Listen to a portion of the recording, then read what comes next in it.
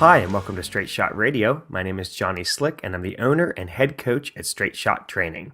For this month's Q&A episode, we're talking vegetarian sources of protein, how much and what time to take a creatine supplement, losing weight without a gym membership, recovering and staying competitive as an aging athlete, and the difference between beer and kale. Yes, there is a slight difference, so make sure you stick around to the end for that one. Thank you to everyone who got your questions into me this month. Let's get into it.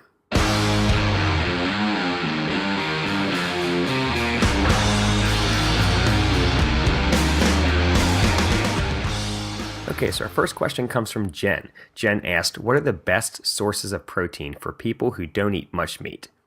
So if you don't eat meat but you aren't vegan, you still can have dairy and eggs and seafood, and those are great sources of protein because they are complete sources of protein.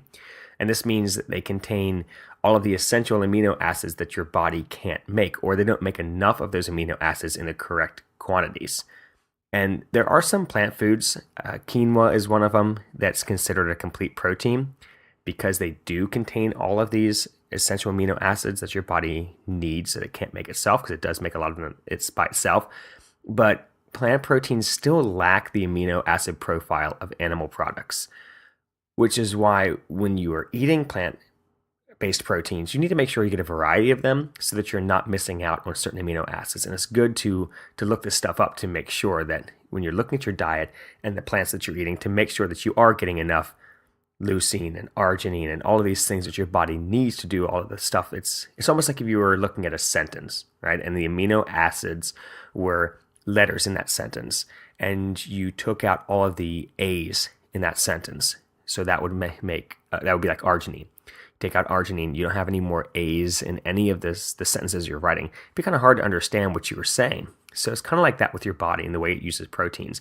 It needs the right amino acids in the right quantities. And it's different for everybody, but for the most part, we know that the humans require a certain amino acid profile. And this profile is present in all animal proteins, but it's not in plant proteins. And the things that, like quinoa, that do have all of these amino acids, they're still not as high as they need to be. They're technically considered a complete protein, but I really wouldn't consider them a complete protein. So you still need to eat a variety of things.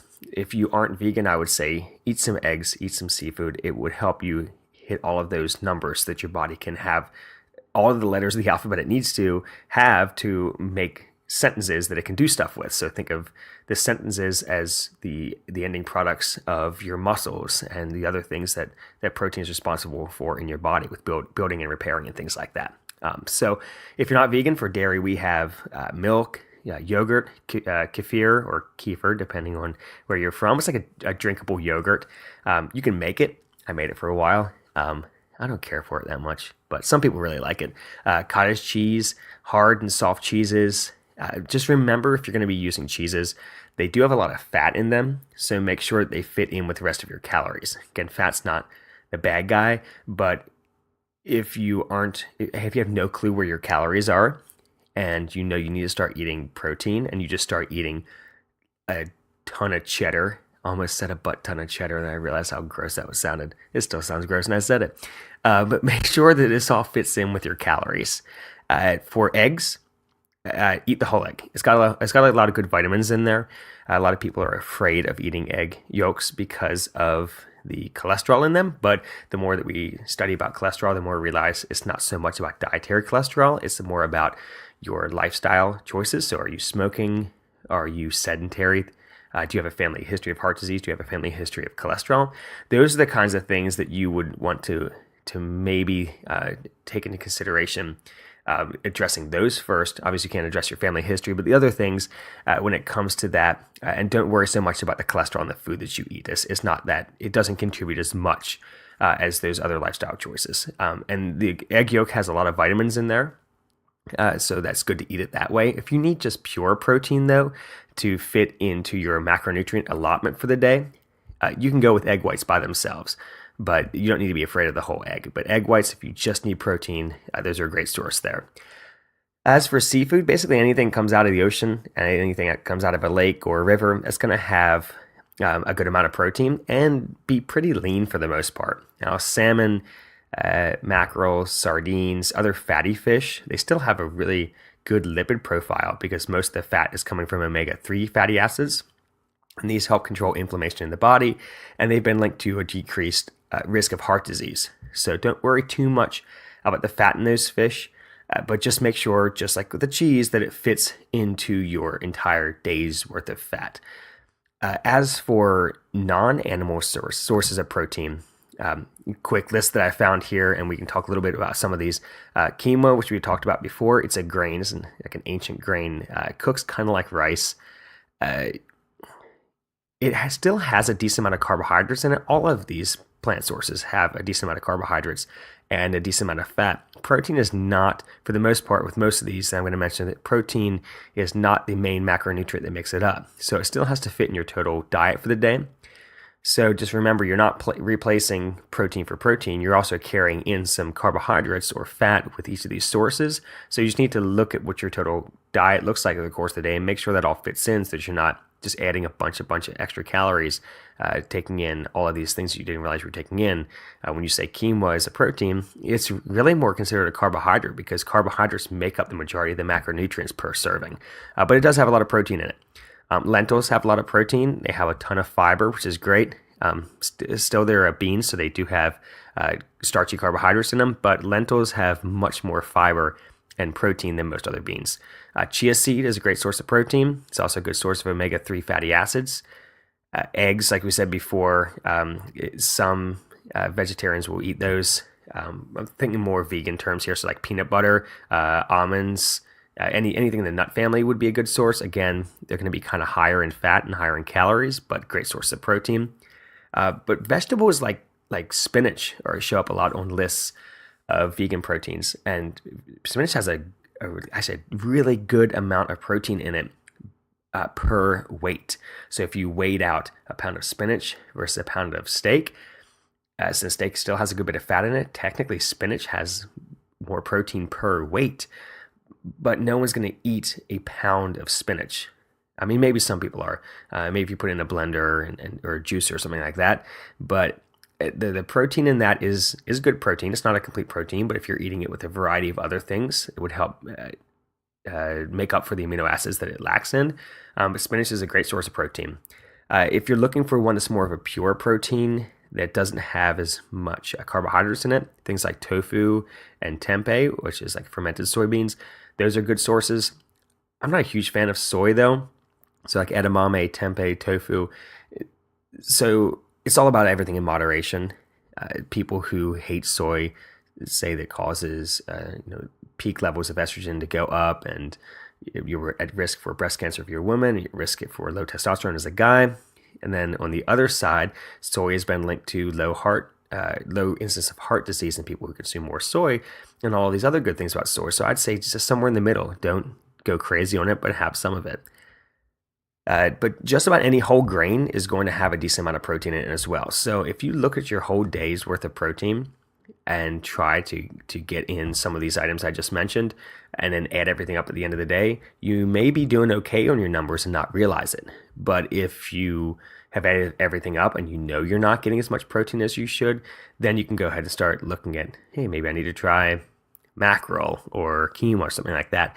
But a lot of times people just want to do something to get their protein up, but they don't actually have any idea of what they're taking in for protein in the first place. And then finally, protein supplements. And the reason I'm mentioning this last is because I always prefer people to try to get everything they can through their food before they take a supplement. Supplements are food. People would call them not real food, or they're fake, or things like that. They're still food. It's just they're expensive, and they don't have the fiber and micronutrients like vitamins and minerals, things like that typically come when you eat whole food sources. But there are still good proteins. Whey protein is one of the best bioavailability wise, meaning your body's ability to use it. Egg white protein powder is great too. And then there are all of the new vegan sources of plant proteins that they're selling now. So like there's one of them that's made from like rice protein and pea protein and cranberry protein. They take all of these like seeds from plants and extract these proteins from them and make this really, really good, complete protein product. It's just you pay for it. It's expensive. But if you're really having trouble hitting your protein numbers and you're vegan, that would be a great way to get it in. So protein powders, I like those better than protein bars because they just put a lot of fillers in protein bars. It upset people's stomach and sugar alcohols and things like that to try to keep them low sugar. And they just don't really taste that good. But I do have them here and there. When I need like a meal on the go, I'll use a protein bar. I like the ones that are like Quest bars or Pure Protein. Those ones that they kind of look like a smashed bar. They're not coated with anything. There's not a whole lot of like chips and stuff filling inside of them. They're pretty much just like a smashed brick of whey protein, and that's typically what I go for. So there you go, Jen. There's some different sources for protein. Hopefully some of those sound like something you'd like to eat. Our next question is from John. John asked, how much creatine should I take and when should I take it? So John is asking this because it's a bit of a joke between him and myself. This is John Taylor from the Love Letters to Lifts episode most recently, and then way back in the Strength is King episode. He knows the answer to this. He just wants me to share it all with you. The answer is, how much creatine should I take? 3 to 5 grams a day, every day. It does not matter when you take it. It doesn't matter if it's a workout day or a rest day. It's just 3 to 5 grams a day. It's really simple. People overcomplicate creatine. People think you need to load creatine, meaning you take 20 grams a day for a week, and then you go down to 5 grams a day as a maintenance dose. And that's just the way that creatine and supplement companies get you to take more of their product and use it up quicker. So you do not need to load creatine. That's not been a proven thing.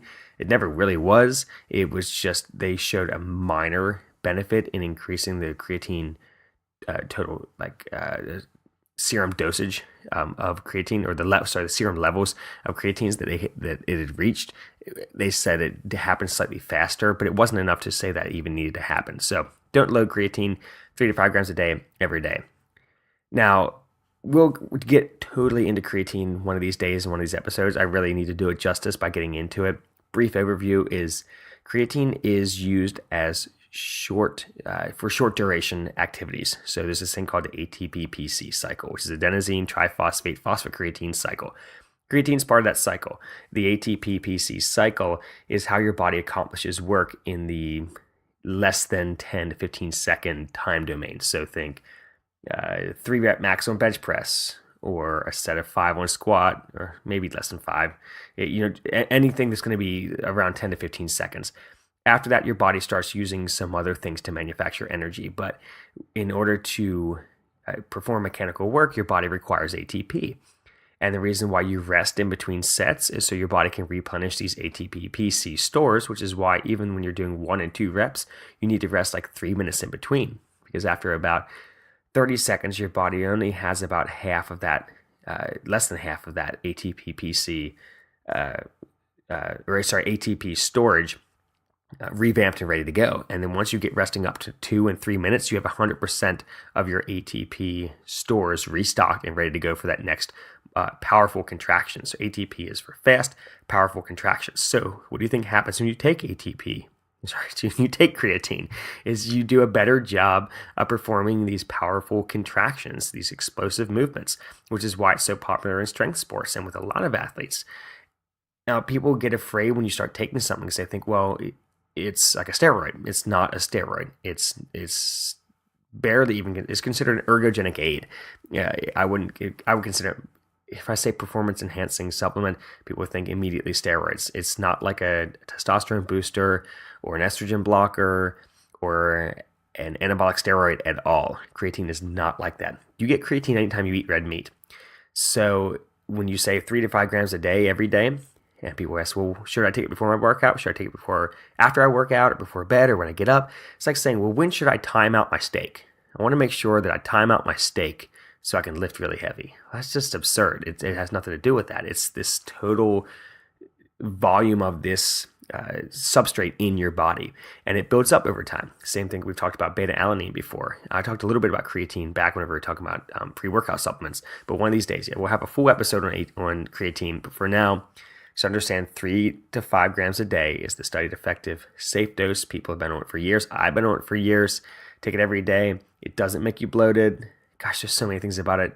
John, you've got me like I really need to keep this one short so that I can get into the other things here. But yeah, I definitely want to go down this road at some point. You knew you would do this, so that's why you asked this question. So thank you, John. That was very helpful. Yeah, 3 to 5 grams a day. Doesn't matter when you take it. Just take your creatine. Next, we have Bo's question. Bo asked, what is a good way to lose weight and maintain that weight loss if you don't have a gym membership? So in order to lose weight, we know that a caloric deficit has to be present. Now, how you create that caloric deficit is up to you. You can either diet or exercise or both. So caloric balance means you are eating as many calories as your body is requiring to do the things it needs to do in a day. Caloric balance going the positive direction, you're going to gain weight, meaning you are eating more calories than your body requires to perform this work. So it has to store them somewhere, so it stores them as body fat. More calories than anything, too much protein, too much fat, too much carbs, too many total calories is how your body is going to gain weight. Now, it also works in a good way if you're trying to gain weight, you're trying to gain muscle, if you're eating the right amounts of proteins, fats, and carbs, and you're on a good exercise program and you're gaining weight, chances are you're going to be gaining muscle if you're doing things correctly.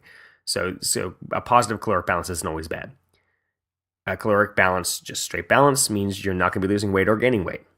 If you want to lose weight, you have to be in a negative caloric balance or caloric deficit. This means you are going to be eating less calories than your body requires to perform the things it needs to do in a day. So you can burn calories through exercise. That's one way of doing it. Let's say you worked out for an hour, you did some circuits and some cardio, finished it out. Maybe you try to just pack a lot into that 1 hour session. You lifted some heavy weights, that burns a lot of calories. You could burn 500 calories. But think about how quick you can eat back or drink back 500 calories. It's really, really fast, which is why there was actually an article that just came out on the CrossFit Journal where they were talking about how people are doing CrossFit and not losing weight. And they're wondering, well, I'm doing this really hard workout. How am I not losing weight? And they talk about how it's all back to diet. You can't out-train a bad diet if you're trying to lose weight. I mean, you can if you're really, really burning a ton of calories, but chances are diet is going to be the best route for you to address it. I always tell people diet is 80 to 90% of what you need to focus on if you're trying to change your body composition, meaning losing body fat or gaining lean muscle mass. So I would say if you don't have a gym membership, I would really focus up on your diet, Bo. So this means knowing what your calories are, figuring out what your macronutrient breakdown is going to be. So you know if you need to be taking in 2,100 calories, which I'm just taking a guess, judging by your size and your activity level. I would say probably 21, 2,200 maybe. If you're not exercising, probably 21. And then you're going to need to look at how much protein you should be taking in a day. And that typically is you take your weight in kilograms, and you multiply that, which is your body weight divided by 2.2. And then you multiply that times like 1.2. That says 1.2 grams of protein per kilo of body weight. And that's going to give you probably the lower end of what you would need for protein. I like on the higher end, so almost 2 grams of protein per kilo or almost 1 gram per pound of body weight for protein. And then after that, you figure out your fat intake, which should be probably about 0.5 gram per pound that you weigh. This is different if you have a lot of weight to lose. Then we base this off of your lean body mass, which means you would need to know your body fat for that. But a rough estimate would be 0.5 gram per pound of body weight. Again, this is not a prescription at all. I'm just giving you some rough numbers here. So that's 0.5 gram for every pound that you weigh, and that would be your fat. And then we take those two numbers, we multiply your fat times 9, because there's 9 calories in each gram of fat. And we multiply your protein times 4, and that is your calories from protein. We add those two numbers together. And let's say we figured out what your calories were going to be anyway, just for your weight, your total calories. And we subtract that number out of that. So we take your protein, your fat out of that. And the number that we're left over with is your carbs. So when I help people find, and then once you find your carb calories, you divide that times 4, and that gives you your carbohydrate grams. I realize as I'm talking how confusing this sounds. I do this a lot for people and for myself. it's complicated because it's science, and you can get as sciencey as you want with it, or you can just eat a little bit less. It's just, if you're not going to have a gym membership, I would really like take the time to dial in and focus up on your diet and weigh and measure things, because that's going to be the way that you are able to effectively lose weight and then keep it off. And we'll get to the keep it off part in a second. We'll get to that section in a second where we talk about keeping the weight off, but just for losing it, I would really dial in on the diet. So once you find your calories, and we have an equation that we do that with, and we have an equation, like I said, for the protein and the fat and the carbs, then you look at, well, how do my meals fit into this? If I'm prepping my meals, what does this look like? If a meal is being prepared for me, say you come home and there's grilled chicken and rice and green beans and fruit or something like that for dessert, and you look at it and say, okay, I need to eat this much chicken, I need this much rice, I need this many beans, and I can have this much fruit for dessert, something like that. Or if you have a dessert, let's say there's cake or it's a birthday party, something like that, and then you can say, okay, well, I've been really good on these numbers. This past week, I've been pretty consistently low on my calories. I've definitely been low on my carbs today, so I can splurge and have this piece of cake, something like that. That's the best way to do it, and it allows you that freedom to splurge here and there, rather than trying to just be rigid and not know your calories and say, I'm giving up bread, giving up all sweets.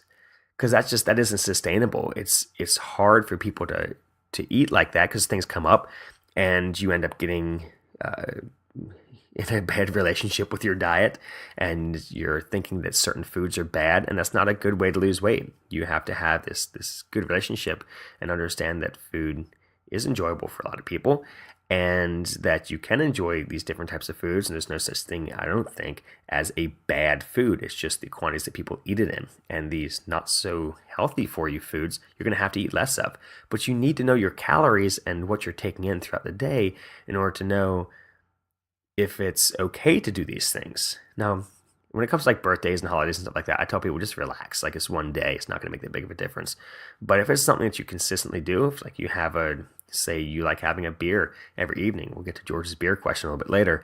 If you have a beer every evening, like, look at how those calories add up. If it's a beer that's not like a light beer, meaning like if it actually tastes like something other than water, it probably has like 140, 150, maybe 160, depending on how heavy of a beer it is, and that's 160 extra calories every night that you're taking in. So maybe you need to look at that. I tell people, when you're trying to lose weight, it's really easy to just do 1 to 2 drinks a week, which is always, people think is crazy. But if you're trying to dial stuff in, you're not exercising, you really need to look at what you're doing with your diet and get serious about it. When it comes to maintaining weight loss, that's also the best way of maintaining it, is to not eliminate one entire food group. It helps you stay focused, because you're allowed to have these little things here and there, and you're just eating them in more moderate quantities. And then you don't have to go back to eating something. Say you give up bread for a month, you go back to eating it, and you're like, man, I miss this bread so much. I'm going to eat like all the baguettes, all of them. And then you end up gaining a lot of weight back, because you just go crazy when you get back into it. And it happens a lot. If you don't have a gym membership, though, on the exercise end, there's a lot of stuff you can do at the house. I mean, burpees. You ever do 7 minutes of straight burpees? That burns a lot of calories. It also like burns a bit of your soul while you do it too. It's horrible. But you can do circuits of push-ups and squats and burpees and V-ups and mountain climbers and skater hops, and just, I mean, these are just off the top of my head of things that you can do. And if you just search bodyweight workouts online, there's a bunch of stuff you can find there. It's always good to have a combination of diet and exercise, because when you're losing weight, if you're just dieting and you're not doing any exercise, you can lose some muscle mass with that. So it's good to do some type of resistance training to make sure your body holds onto the muscle that you have while you're losing body fat. So that would be how I would say you could lose weight at home, maintain that weight loss, all while not having a gym membership. Up next is Jeff's question. Jeff was asking, in regards to aging athletes like LeBron James and his recovery methods, Jeff wanted to know how to stay athletic as you get older, and how to maximize recovery and stay injury-free while still competing. So let's start off with LeBron here. I'm not huge into basketball. I played, and you guys will probably laugh, I played as a kid. I liked it a lot as a kid, but then when you realize that you're never going to be any taller than like 5'6 3/4", which is what I peaked at, and you can't shoot very well, and you're scrappy and you foul out of every game, you're probably not cut out for basketball. So I went and played soccer after that.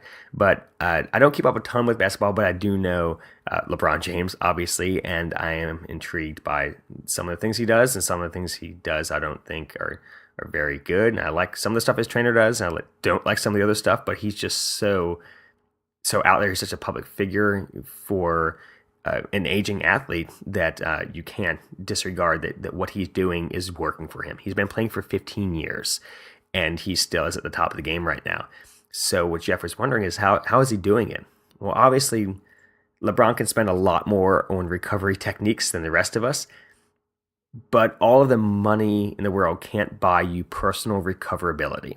And this is individual to you and your DNA. Some people can just recover better than others. And you can use these recovery techniques, which I'm going to talk to you about in a second, to enhance your recovery or your recoverability, your ability to recover from exercise, especially intense exercise. But some people are just better at it than others, which is why some people can do all the same things that LeBron is doing and not have the career that he's had. And this is outside of just his skill.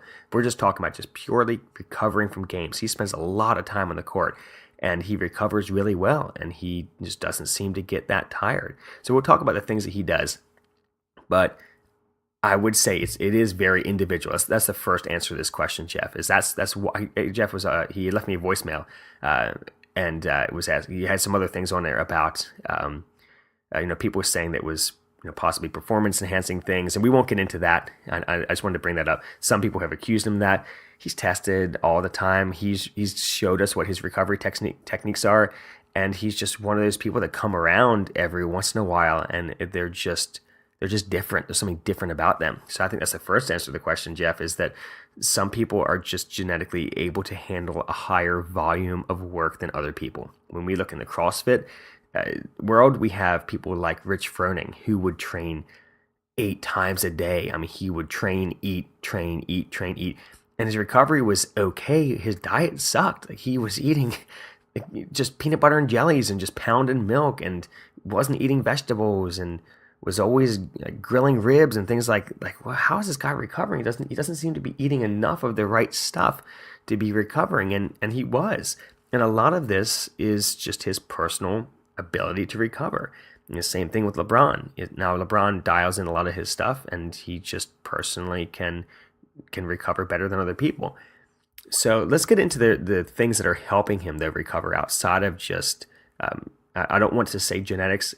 I always hate people using performance enhancing drugs, saying that that's the reason somebody's doing well in a sport, or genetics, because both of those seem to be a cop-out, saying they're not putting in the work because you're either born with it or you're taking these drugs to enhance your ability at it. You don't get to LeBron's level without putting in the work. So we can talk about this some other time when it talks to because a lot of times when people see someone who's very strong, who's not very big, they instantly say steroids, which steroids don't make you strong, they make you recover better. So that's one of the things people thought LeBron was with steroids. I do not think he is. So a few of the things that he uses, I can get back on track here. He uses compression a lot after games. So there's these compression sleeves that you put your legs into, and it provides compression, and it moves the lymph and the waste products from this high intensity exercise of running up and down the court. And it moves that around back into the body, and moves the deoxygenated blood back into the body better, and allows nutrient-rich blood to flow back in more effectively, and increases this velocity that the blood is moving through the veins, and it helps dilate the arteries just for greater blood flow in that area. So there's like these big boots that slide over your entire leg, and they're a form of compression. They use air pressure to dynamically compress different areas of the lower body. And typically, from the articles I read, LeBron uses them the night after and the night before a game. And these things will cost you about $1,700. But if you are LeBron James, that's really not anything for you to worry about money-wise. So Maybe we could all go together, like at the gym, and we could get one pair that we could all wear after workouts. That'd be pretty cool. Another thing he does is an ice bath. Immediately after a game, LeBron will take an ice bath. It's been around for a long time. Some of these studies on him are showing small positive impacts of this. Other ones are showing that it really doesn't help that much, but something seems to work for him. And so he takes ice baths as a way that he helps. It helps his recovery. He also hydrates really well. There was something about how much weight he lost in a game. It was something crazy, like he lost 16 pounds in a game from sweat or something. That's not true. The goal is to be able to try to keep up with your hydration, not get dehydrated and then drink a bunch at the end. So something you'll see LeBron doing a lot is drinking a lot leading up to the game and then during the game and then rehydrating right after it, not just drinking a ton right after it. And also he's drinking things like Gatorade or something with carbohydrates in it to replenish his glycogen stores as he is performing all of this mechanical work by sprinting and jumping and shooting and rebounding, things like that. So his intra exercise nutrition, so during exercise, not pre-workout or post-workout, intra-workout. And when I say workout, I mean his sport is a lot of working out. He's on top of that too. So he doesn't have to recover from as much because he's actually taking care of himself during the game. He also, before and after the game, he has a really good diet. So high quality proteins, high quality carbs. He's not as crazy with his diet as Tom Brady, which that's another whole thing we get into of somebody who is excelling in spite of their terrible diet. And his is just not nutritionally, not based in any science at all. It's just his crazy, kooky, weird trainer of Brady, which is, gosh, man, I keep getting down rabbit holes. That's a whole other thing we need to talk about. I need to start writing these things down and things we need to get into.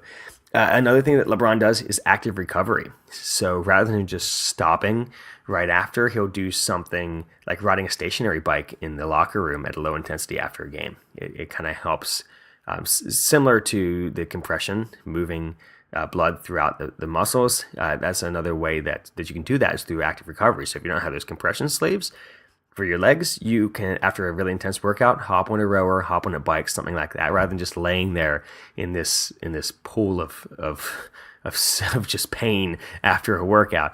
Try to hop on something and keep moving.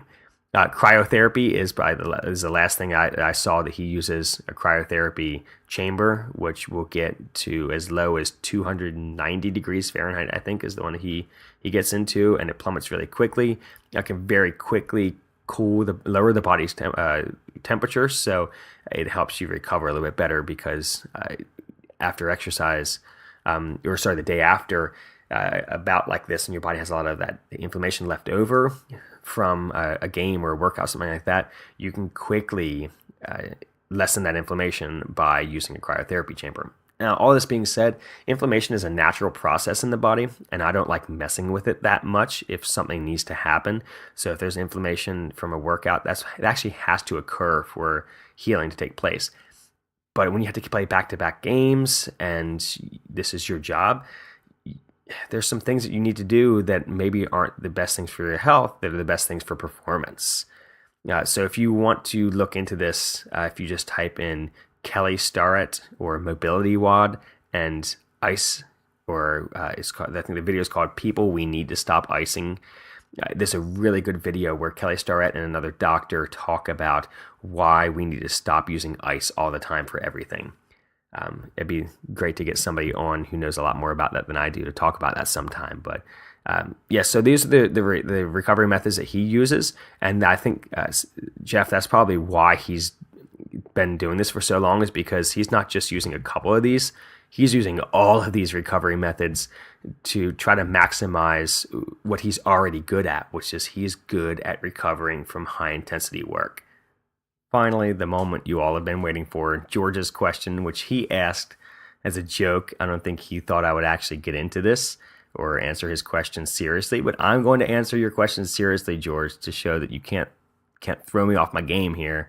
George asked, what is the difference between consuming beer and consuming kale? And what are the benefits of each?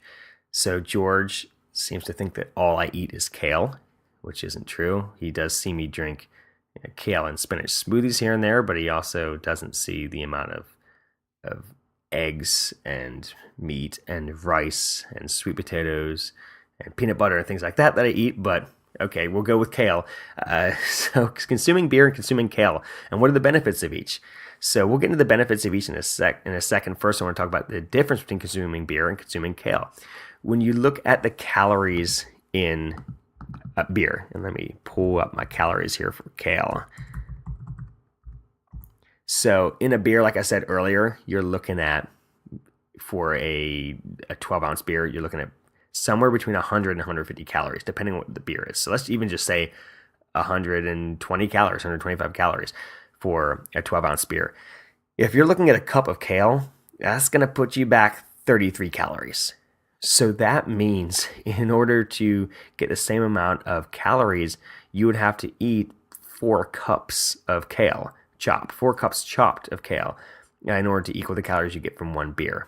Now, most people aren't going out to kale bars, and they're not playing kale pong, or they don't make kale bongs, or you're not playing flip cup with kale. So it's obviously a very different thing to be eating, but just for calories, the difference is a lot of calories. So beer, a lot of calories, kale, not a lot of calories. But what we talked about earlier is making things fit into your calories. So don't think that you need to eat kale all weekend when you're hanging out at the barbecue.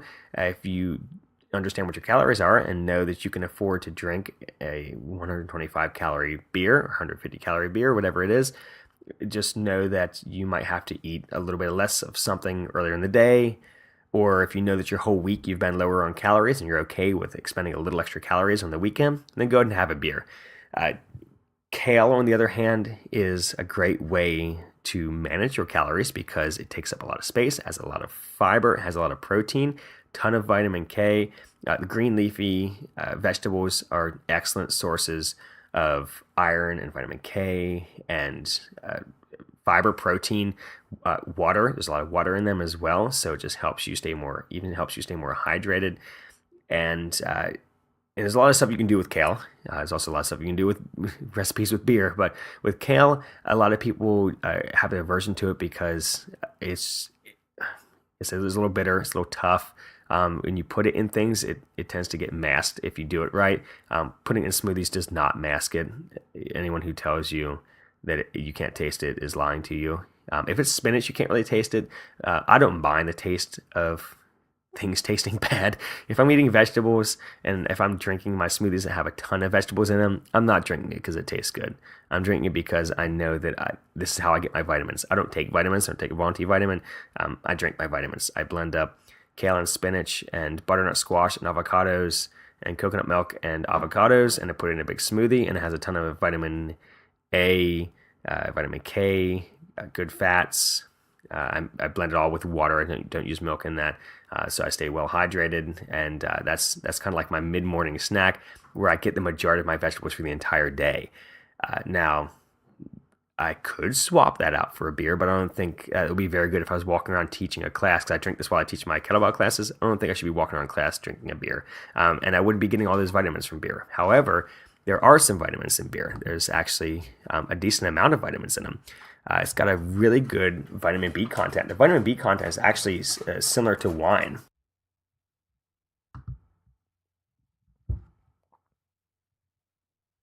And the antioxidant content in beer is actually equivalent. And the antioxidant content of beer is actually equivalent to that of wine. So you have hops in beer. It's a potent antioxidant. There's a good source of minerals in beer that play a role in various metabolic processes. So it can actually be healthy. It's just you need to have it in moderation, just like everything else. Kale, you don't have to normally moderate people on because you can't eat that much kale to be unhealthy for you. I mean, there probably is a level at some point, because there is with everything, but it would take you a lifetime of eating a ton of kale to reach those points. With beer, we know there's some not great things about it, but there are some good things about beer. Outside of what I just told you, there's certain things in it that play a role in preventing prostate cancer. There's certain vitamins like vitamin B6, which protects against heart diseases by preventing this buildup of of different compounds, and it has a thinning effect on the blood, so it prevents the formation of clots. But also, heart disease has been linked to high intake of alcohol consumption. So it's all about moderate consumption here. It increases bone density in some studies, helps control diabetes in some studies, prevents anemia, lowers blood pressure, delays aging, prevents gallstones, prevents dementia. Although probably if you drink too much beer, you probably give yourself acute dementia. It improves digestion. Again, but if you have too much, you know it's not a good thing. Reduces the risk of kidney stones, and then of course helps you sleep a little bit. Now, we talked about sleep before. You should not use alcohol as a sleep aid because it doesn't produce restful sleep. But the alcohol in beer is not so much the thing that's making you sleepy. It's actually, if it's very hoppy, the hops is actually good for sleeping.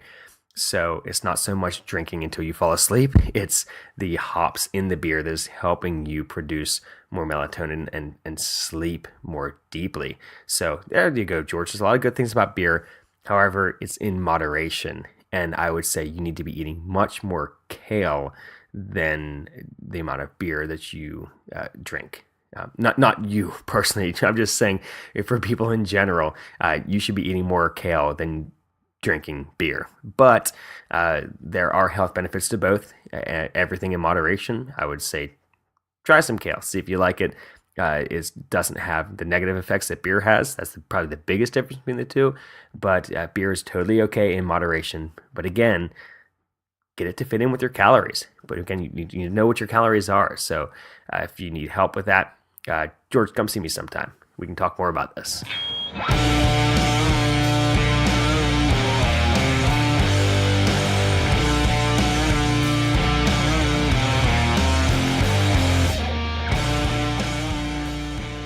Thank you so much for taking the time to listen today. If you have a second, you could leave us a rating on whatever platform you're listening to us on. That would be awesome. If you want to learn more about the Straight Shot subscription program or our Resilient Prehab and Mobility program, you can do so by going to straightshottraining.com. You can connect with us on social media using the handle @StraightShotTraining and ask us any question you have regarding health, fitness, or nutrition that we can have on our next Q&A episode. Thanks again, and have a great week, everybody.